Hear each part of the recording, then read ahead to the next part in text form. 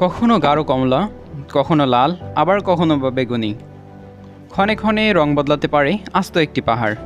হ্যাঁ, অবিশ্বাস্য হলেও সত্যি, এমনই একটি পাহাড় রয়েছে অস্ট্রেলিয়ায়। আস্ত সেই পাহাড়টির নাম উলুরু বা আয়ার রক।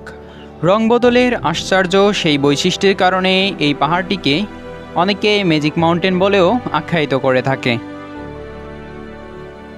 1873 সালে ব্রিটিশ সার্ভেয়ার উইলিয়াম গসেপ প্রথম পাহাড়টির সন্ধান পায় এবং দক্ষিণ অস্ট্রেলিয়ার চিফ সেক্রেটারি হেনরি আয়ার্সের নাম অনুসারে এই পাহাড়টির নামকরণ করে আয়ার্স রক।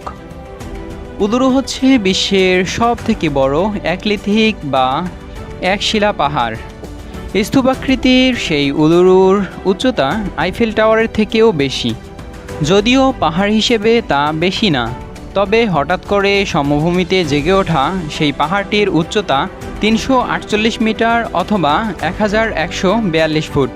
বিজ্ঞানীদের ধারণা পাহাড়টি 55 কোটি বছর আগে তৈরি হয়েছে।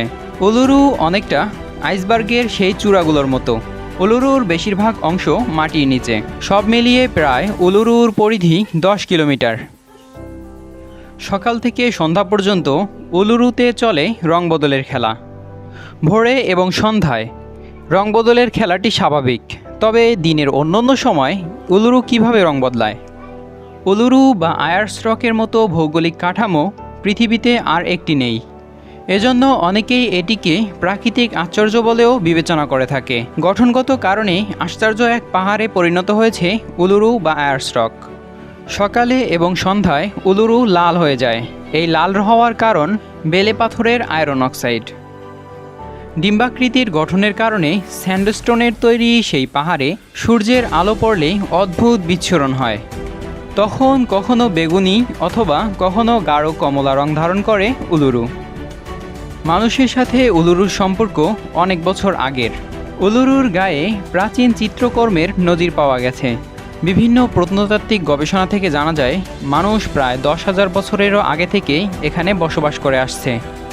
এখনও পাহাড়টি এখানে বসবাস করা আদিবাসীদের ধর্মীয় আচার অনুষ্ঠানের মূল কেন্দ্রস্থল।